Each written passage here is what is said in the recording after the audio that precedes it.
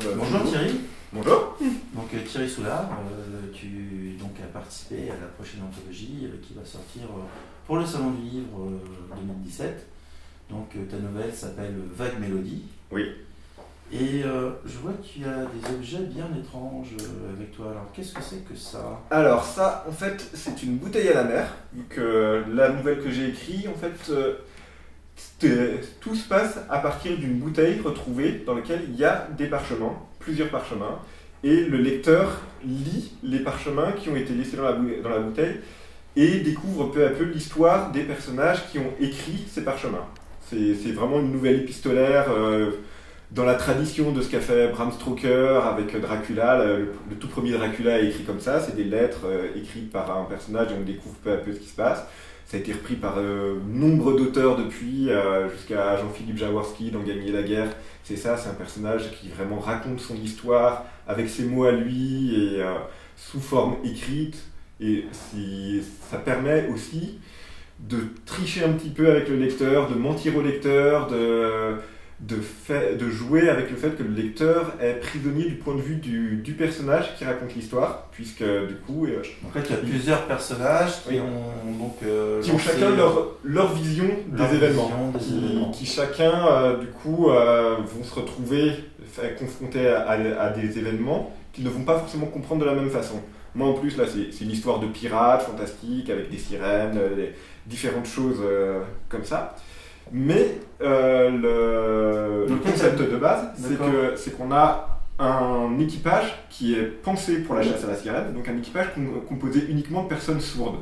Et ces personnes, qui sont toutes sourdes, vont se retrouver confrontées à des sirènes, et vu qu'elles ont des problèmes de communication, évidemment, vu qu'elles ne se connaissent pas beaucoup, vu qu'elles ont toutes des cultures différentes, des présupposés, des choses dans leur passé qui font qu'elles ne vont pas voir les choses de la même façon. Donc ça leur donne une interprétation en fait du réel, une interprétation en fait de la contingence totalement différente. Voilà, elles se retrouvent avec chacune leur vision des événements et chacune leur façon de comprendre ce qui se passe.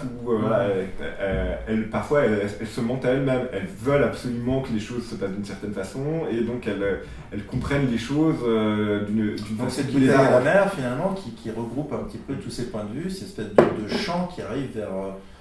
qui se transforme en faisceau et qui arrive vers un réceptacle, un récepteur qui est le lecteur ou celui qui retrouve cette bouteille de la mer. Voilà, du coup on a des personnages dans la nouvelle qui lisent la bouteille à la mer qui a été retrouvée.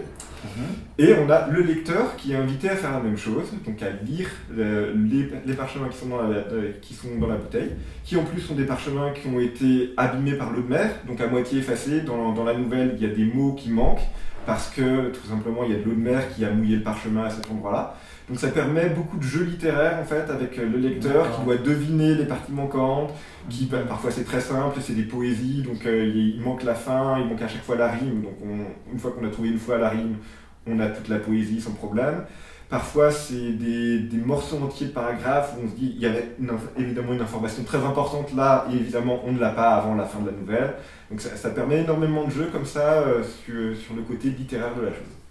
D'accord. Et donc ce jeu littéraire en fait, et ce jeu avec les mots, avec la langue, c'est venu de ton interprétation de la thématique? Oui, alors la thématique tomber les voiles permettait beaucoup de choses. Moi je l'ai utilisée à la fois avec des voiles de bateau parce qu'on est sur une histoire de bateau, pas de pirates mais de bateaux à voile. On est aussi sur une histoire de révélation, il y a une réalité, mais il y a une perception de la réalité qui n'est pas forcément la même pour tout le monde. Et donc, quand il y a une révélation à la fin qui se passe, on a vraiment des voiles qui tombent. Donc, voilà, je l'ai utilisé de différentes façons dans la nouvelle. C'était une nouvelle que j'avais déjà commencé avant l'appel à texte, mais j'ai rajouté toute une partie, justement, poésie, chant de marin. Une fois que j'ai vraiment voulu présenter cette idée-là pour cet appel à texte-là, parce que ça me semblait pertinent. En fait, c'est une idée que tu avais eue déjà auparavant, et en fait, en découvrant l'appel à texte, tu t'es dit que l'appel à texte, finalement, l'interprétation de la thématique de l'appel à texte te permettait de faire un retour, d'enrichir cette nouvelle. Voilà, c'était une nouvelle que j'avais écrite dont le premier jet date probablement 4 ans. Je l'avais écrit à Singapour, je m'en souviens assez bien parce qu'en plus il y a quelques marqueurs dans les noms des personnages. Beaucoup de pirates à Singapour aussi. Ouais, voilà, il y a un personnage qui s'appelle Sir Francis Raffles, c'est une référence. Baffles, dans ma nouvelle, c'est une référence à Sir Francis Raffles, qui est le découvreur de Singapour, entre guillemets. Il y a des lieux qui s'appellent Sangha et Pura, enfin voilà, donc c'est le genre de petit marqueur que je me mets à moi-même quand j'écris pour me rappeler dans quel contexte j'étais quand j'ai écrit les choses. Mais le premier jet faisait 15 000 signes, quelque chose comme ça, et là je l'ai monté à 38 000 signes pour l'appel à texte, donc plus de la moitié plus, voilà, parce que c'était quelque chose qui me paraissait, c'était une nouvelle qui me paraissait intéressante une fois racontée, en prenant un peu plus d'ampleur, en rajoutant de l'ambiance avec vraiment tout ce côté poésie, chant, et en donnant un petit peu plus de temps au personnage pour se présenter. Tu as voulu aussi apporter dans ta nouvelle, je veux dire, une dimension graphique. Oui. Au texte et aux mots. Parce que justement, on est sur un faux parchemin, donc on peut vraiment se permettre en fait d'avoir une histoire qui est racontée non seulement par les mots utilisés, mais aussi par la façon dont les mots sont disposés, parce que les mots sont parfois effacés, ça je l'ai déjà dit, mais aussi il y a un personnage qui est un poète, ou qui veut être poète en tout cas, et qui écrit des poésies, et dans ces poésies, il y a des calligrammes, il y a des anagrammes, il y a différentes choses qui sont utilisées pour donner un petit peu plus de présence justement à ce personnage, et pour donner un peu plus de présence à cette nouvelle-là, qui est vraiment pensée pour être lue, elle pourrait être adaptée en pièce de théâtre ou des choses comme ça, mais voilà, quand on a vraiment un calligramme, une poésie présentée sous forme de calligramme, où la mise en forme du texte renforce l'idée véhiculée par les mots, voilà, ça permet de faire des choses. Tu penserais qu'en fait, dans une nouvelle, dans un texte, il y a toujours une dimension graphique, il y a une densité des mots, une densité de la phrase, qui se retrouve toujours au niveau graphique? Pas forcément. On peut avoir de très très bonnes nouvelles, ou de très très bons textes qui ne feront pas du tout appel à cet aspect des choses. Mais là, ça me semblait intéressant d'avoir ça en plus dans la nouvelle, vu qu'on était sur un faux texte, sur un roman épistolaire où on a vraiment un faux document, et que je pouvais me le permettre, je me suis dit, voilà, tant qu'à faire, je rajoute des poésies qui forment où les mots forment des dessins. Je rajoute des choses qui graphiquement sont intéressantes également. D'accord, donc tu nous as amené aussi. Alors ça, voilà, à un moment, l'un des personnages, le poète justement, Sir Francis Baffles, ramasse un coquillage dans la nouvelle. Je laisse les lecteurs découvrir l'importance du coquillage. Donc voilà, ce coquillage, pour moi, c'est ce coquillage-là que j'ai ramassé du coup quand j'étais en Malaisie, sur une plage. Et voilà, qui est un coquillage que je trouve très joli.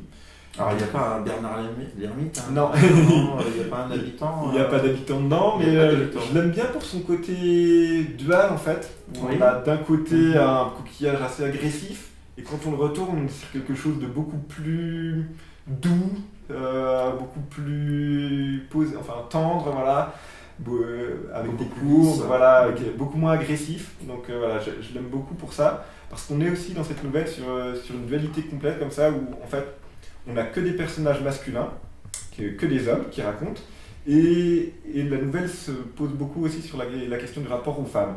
C'est-à-dire que tous ces personnages sont d'une façon ou d'une autre hantés par une figure féminine. Oui, c'est pas pour rien que les marins prennent la mer. Hein. Oui, voilà, ils se retrouvent. C'est pour échapper à leur mer. Hein. Souvent, on disait que les navigateurs anglais étaient des seuls navigateurs parce qu'il y avait tellement des mers insupportables qu'ils préféraient prendre la mer et se sauver loin d'elle.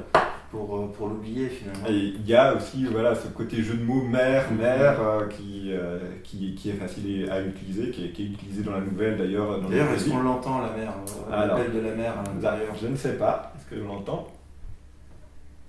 Moi je l'entends. Est-ce que tu l'entends? Je vais essayer. Oula, je pourrais pas dire que c'est... Non, j'entends bien une voix qui me parle, mais je suis pas sûr que ce soit la mer. Hein. Plutôt la voix du destin, peut-être une sirène. Hein. Peut-être une sirène. Peut-être. Alors attention, hein, quand quand on a lu la nouvelle, on sait ce que veulent les sirènes. Donc voilà, faut faire attention. Si on entend des sirènes, ou peut-être pas, on verra bien. Oui, c'est ça. De toute façon, les sirènes sont toujours là pour nous alerter du danger. Ou peut-être pas. Mais du coup, voilà, dans cette nouvelle, ce qui m'intéressait beaucoup, c'était aussi ça, cette figure de la sirène qui va être soit séductrice, mais d'une façon gentillette, soit souvent dangereuse. La sirène. Il n'y a pas de sirène homme alors, c'est ça? Alors là, oui. Là, voilà, on a vraiment ça. On a un équipage composé de marins qui sont uniquement des hommes. On a une menace, un antagoniste qui est composé de sirènes qu'ils rencontrent et avec lesquels ils ne peuvent pas communiquer. Et on a en même temps tous ces fantômes du passé qui sont soit la mère du jeune Mousse qui a été embarqué là-dedans simplement parce qu'il trouvait que c'était une bonne idée pour faire de l'argent rapidement pour sa famille, soit la femme dont le personnage était amoureux et qui, depuis qu'il est devenu sourd, ne le regarde plus du tout. Ils ont tous leur intérêt à rejoindre cet équipage, ce vaisseau pour se rendre. Et ils ont tous cette façon, ce rapport aux femmes qui, d'une façon ou d'une autre, guide leur vie. C'est-à-dire que soit ils veulent se venger d'une femme, soit ils ont un personnage de femme qui les hante jour et nuit, soit ils ont leur mère qui veut l'aider, mais d'une façon ou d'une autre, 90% de leur pensée tourne autour des femmes. Question subsidiaire, pour lire ta nouvelle, il faut savoir nager? Alors non, il n'y a pas besoin de savoir nager. Il n'y a pas besoin de savoir nager. Il n'y a pas besoin de savoir nager. On peut la lire dans son bain. On peut jouer à la sirène dans son bain en lisant la nouvelle, c'est pour nos lectrices. On peut. Ça risque il faut poser ses pieds comme ça, c'est ça, sur le rebord de la baignoire et les écarter comme ça, et tout de suite ça fait cette palme. Voilà. Mais ça risque de tâcher quelques mots en plus, ça la rendra encore un peu plus difficile à lire la nouvelle. Donc il faudra, au lieu de la relire 2 fois pour tout comprendre, il faudra la relire 3 fois ou 4 fois. Voilà, on peut c'est bien avec la mousse dans le bain tout de suite avec ça peut être sympa. Donc, à la plage aussi, sinon à la plage on est parfaitement dans l'ambiance. Alors ça c'est bien, c'est des conseils de lecture, vous pouvez lire Vague Mélodie dans votre bain en jouant à la sirène avec du bain moussant. Avec un coquillage. Non, mais comme on est en plus sur un recueil de nouvelles qui est vraiment fait pour être lu, senti, touché, écouté à tous les niveaux, autant se mettre dans l'ambiance, autant vraiment aller le lire sur une plage en plein été, avec un jus de noix de coco. Pour moi, c'est vraiment la meilleure façon de le lire. Ça c'est intéressant, ça. Des conseils de lecture comme ça, je pense qu'on est tous friands. Pour changer un petit peu, donc on va bifurquer un petit peu vers d'autres chemins. Toi Thierry, tu es un lecteur de fantasy, lecteur de science-fiction Les deux, et pas seulement, en fait, je suis un gros lecteur de façon générale. Depuis que je suis tout petit, je lis vraiment énormément. Il y a eu une période où j'empruntais 2-3 livres par semaine à la bibliothèque. Grand lecteur. Vraiment gros lecteur. Donc voilà, à la fois littérature de l'imaginaire, science-fiction, fantasy, mais aussi tout ce qui va être roman historique, roman contemporain. Voilà, je me limite pas à ce que je lis, j'aime vraiment découvrir et me laisser surprendre. Dans ce que j'écris par contre, c'est beaucoup de littérature de l'imaginaire. J'ai écrit du coup un gros roman d'1,5 million de signes, donc ça fait l'équivalent d'un trône de fer, d'un tonne de trône de fer. De science-fiction que j'essaye de présenter aux éditeurs actuellement, qui a eu plutôt de bons retours. J'ai des éditeurs qui l'ont pas pris, mais quand le livre, quand il revient et qu'il est corné au chapitre 27, tu sais qu'il n'est pas mauvais parce que le lecteur a quand même été jusqu'au chapitre 27, donc il a déjà lu l'équivalent de 300 pages. Donc tu mets des traces sur le livre là, pour repérer jusqu'à où... C'est le lecteur là, qui m'avait corné le truc, en l'occurrence, pour me montrer où il était. Si tu avais un livre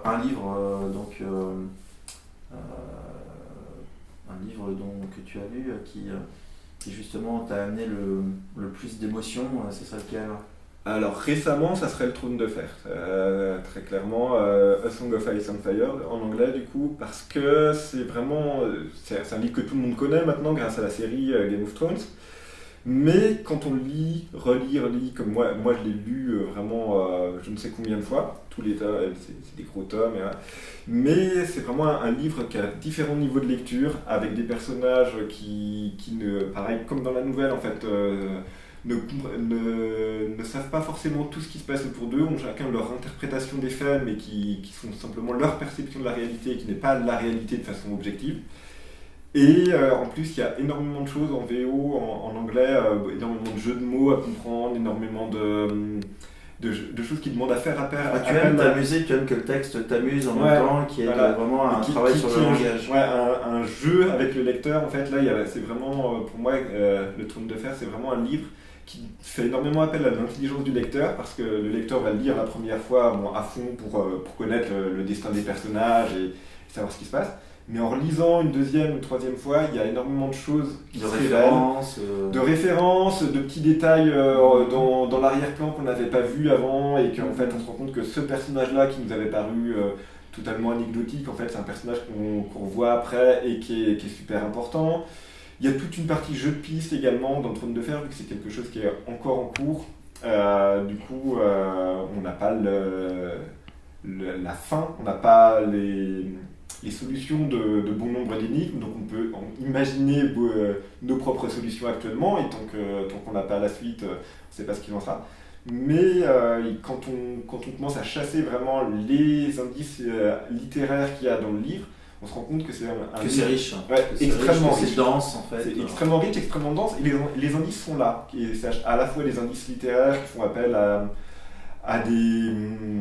à beaucoup de double sens ou de triple sens des mots, de polysémie, de néosémie, de choses comme ça, et de références internes au livre où les personnages font des blagues, ce qui paraît être une blague au premier niveau, et en fait ils sont totalement sérieux, mais ils font passer ça comme une blague, et on se rend compte seulement beaucoup plus tard qu'il fallait prendre la phrase au premier sens du terme et pas du tout de façon métaphorique, et le contraire finalement, voilà, il y a des prophéties par exemple qui vont être présentées de façon métaphorique. En fait on va se rendre compte que non, l'interprétation c'était totalement au sens premier du terme, au pied de la lettre qu'il fallait faire. Donc il y a un énorme travail sur les mots qui est fait dans le Trône de Fer. Comment tu structures justement ta construction de la nouvelle? Comment tu travailles? Je veux dire, tu fais un premier jet, tu assembles des idées. Alors comment ça se passe? Il y a beaucoup tu fais un peu de recherche. Ouais, il y a le concept à la base. Voilà, il y avait vraiment cette idée je suis parti des sirènes, donc la figure de la sirène et tout le côté Ulysse qui, pour se protéger des sirènes, demande, parce qu'il a quand même envie de les entendre, demande à son équipage de l'attacher au mât. Donc lui, il les entend quand même, alors que son équipage a les oreilles bouchées pour pouvoir passer le passage avec les sirènes sans danger. Et voilà, ensuite, dans cette nouvelle-là, il y a du Moby Dick aussi, le personnage du capitaine qui est obsédé par la chasse à une sirène, qui a les cheveux blancs. Bon, voilà, on est sur Moby Dick et le cachalot blanc. Il y a un petit peu de Trône de Fer aussi. Le navire s'appelle le Silence, c'est une référence au Trône de Fer, mais tous les navires de la nouvelle sont des références, donc soit à Moby Dick, soit à Trône de Fer, soit à d'autres. Ce que tu veux me dire, c'est en fait, c'est que toi, tu aurais bien envie d'entendre ce chant des sirènes. Hein. Alors, si tu donnerais quoi pour l'entendre, ce chant? Je donnerais quoi? Je ne sais pas. J'espère que ta femme n'est pas dans le coin, mais... hein. Non, mais ouais, la figure de la sirène, en fait, en tant qu'allégorie, en tant que métaphore, je la trouve super intéressante. Tout ce qui est chimère, de façon très générale, tout ce qui est monstre inventé, mais recèle une part de vérité. Ouais, une part de vérité et une part à chaque fois de crainte ou d'espoir humain. On n'invente pas des chimères par hasard, on n'invente pas des monstres par hasard, ils représentent toujours quelque chose. Ils représentent quelque chose de nous. De nous, voilà, le vampire. C'est une nature profonde qui est tout le temps projetée dans les abysses en fait, de l'inconscient, dans le déni. C'est totalement ça. Qu'on parle de vampires ou de dragons ou de loups-garous ou de sirènes ou autres, on est toujours en fait sur une métaphore de quelque chose. Alors si tu étais une chimère, tu serais laquelle? Ah, c'est une bonne question ça. Ouais. C'est une très très bonne question. Qu'est-ce que je serais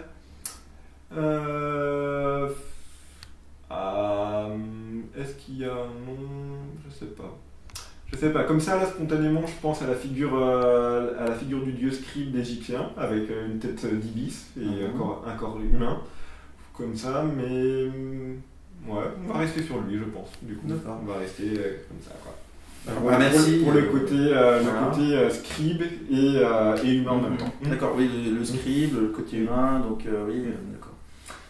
Merci Thierry de nous avoir accueillis chez toi pour cette interview. Donc c'est Une vague mélodie. Voilà, c'est dans Tomber les voiles. Et donc ça va. Je te souhaite de gagner cette anthologie, j'espère de gagner le prix d'une saison de Si je gagne, je sais déjà ce que j'écris, c'est probablement quelque chose que j'écris. Tu pars vers un roman là. Ouais, si j'ai la possibilité de réaliser le roman, j'ai déjà l'idée de base. Ça parlera encore de sirènes, ça sera d'un autre point de vue du coup.